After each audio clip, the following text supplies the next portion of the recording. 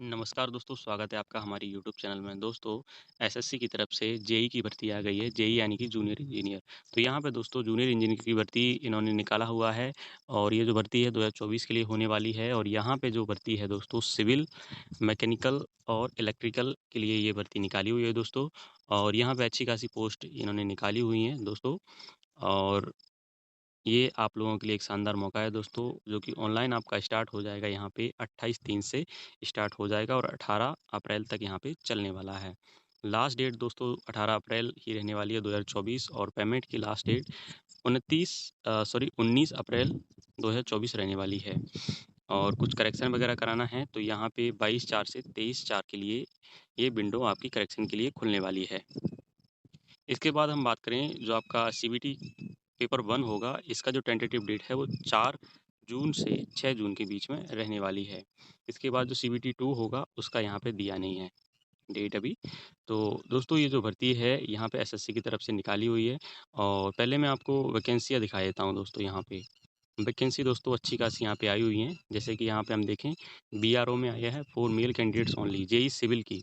तो दोस्तों यहाँ पे टोटल वैकेंसी 438 रहने वाली हैं। जैसे कि आप एससी में देखोगे 76 है, एसटी में 36, ओबीसी में 136, ईडब्ल्यूएस में 48 और यूआर की 142 वैकेंसी, टोटल 438 वैकेंसी है। इसके बाद दोबारा से बीआरओ में ही मेल कैंडिडेट्स के लिए जेईएम ई एंड एम यानी कि इलेक्ट्रिकल एंड मैकेनिकल, तो यहाँ पे टोटल 37 वैकेंसी रहने वाली हैं। इसके बाद ब्रह्मपुत्र बोर्ड मिनिस्ट्री ऑफ जल शक्ति, इसमें दोस्तों 2 वैकेंसी है टोटल। इसके बाद सेंट्रल वाटर कमीशन में यहाँ पे 12 वैकेंसी है। सेंट्रल वाटर कमीशन में जेई सिविल की यहाँ पे 120 वैकेंसी है। सेंट्रल पब्लिक वर्क्स डिपार्टमेंट की यहाँ पे 121 वैकेंसी है दोस्तों। इसके बाद यहाँ पे central works department JE civil का 217 है।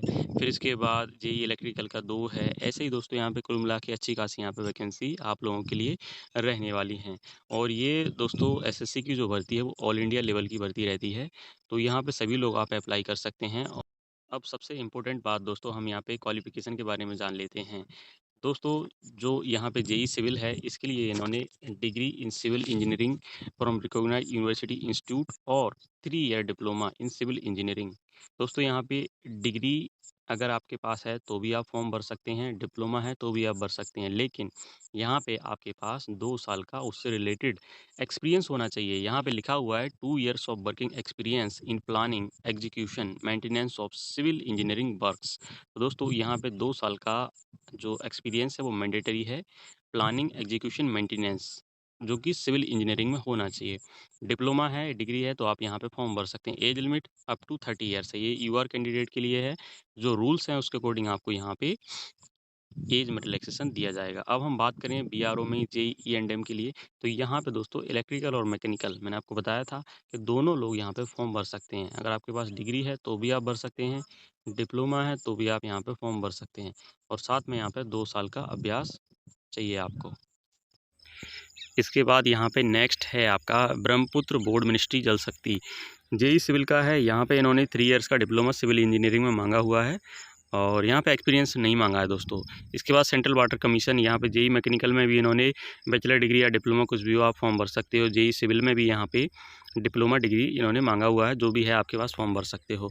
एक्सपीरियंस यहाँ पे मांगा नहीं है दोस्तों।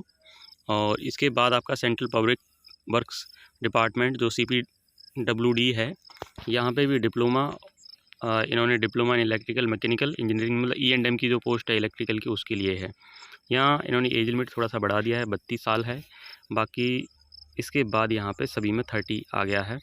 अब ये central water and power research station है, तो इसमें भी यहाँ पे डिप्लोमा इन इलेक्ट्रिकल और डिप्लोमा इन इलेक्ट्रिकल। तो दोस्तों वही है, इसमें सभी में इन्होंने किसी किसी में एक्सपीरियंस मांग रखा है। जैसे कि ये है आपका DGQA naval ministry of defence, तो यहाँ पे इन्होंने 2 साल का अभ्यास मांगा हुआ है। आपके पास डिग्री है तो भी आप फॉर्म भर सकते हैं, डिप्लोमा है तो भी आप भर सकते हैं और साथ में 2 साल का अभ्यास होगा जेई मैकेनिकल के लिए। अब हम बात करें यहाँ पे जेई इलेक्ट्रिकल में, तो यहाँ पे डिग्री डिप्लोमा दोनों एलिजिबल हैं और साथ में 2 साल का एक्सपीरियंस इलेक्ट्रिकल में। इसके बाद दोस्तों यहाँ पे सभी में ये फ़र्क का बैरेज प्रोजेक्ट में केवल डिप्लोमा मांगा हुआ है। इसके बाद यहाँ पे मिलिट्री इंजीनियरिंग सर्विस जो MES होता है, इसमें भी JEE की पोस्ट आ गई हैं दोस्तों। तो यहाँ पे भी डिग्री इन सिविल इंजीनियरिंग और 3 इयर्स डिप्लोमा इन्होंने यहाँ पे मांगा हुआ है दोस्तों, कोई एक हो और इसके अलावा 2 साल का एक्सपीरियंस यहाँ पे होना चाहिए सिविल में। इसके बाद दोस्तों यहाँ पे JEE एंड इन इलेक्ट्रिकल और मैकेनिकल, तो यहाँ पे इन्होंने डिग्री भी मांगा हुआ है और डिप्लोमा भी। तो दोनों में से कोई एक है तो आप यहाँ पे फॉर्म भर सकते हैं। साथ में यहाँ पे इन्होंने 2 साल का एक्सपीरियंस भी मांगा हुआ है। तो ये तो दोस्तों आपकी क्वालिफ़िकेशन थी और ये वैकेंसी मैंने आपको दिखा दी है दोस्तों। एज रिलैक्सेशन मैंने आपको बता चुका हूँ, जो रूल है उसके अकॉर्डिंग यहाँ पे आपको एज में छूट मिलेगा। जैसे कि SC/ST के लिए 5 साल है, OBC के लिए 3 साल है, फिजिकल हैंडीकैप्ड है उनके लिए 10 साल है, उसमें भी EWS और UR के लिए, बाकी OBC SC/ST के लिए अलग-अलग है। तो दोस्तों ये थी वैकेंसी और इनमें किसी में आपको एक्सपीरियंस की ज़रूरत है, किसी में नहीं है। तो जो भी आपकी सुविधाजनक है उसमें आप ज़रूर फॉर्म भरिएगा दोस्तों, और जॉब 1 नंबर रहने वाली है आपकी।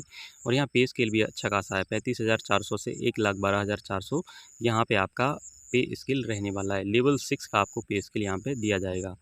और दोस्तों आपकी सैलरी इसमें अच्छी खासी बनेगी।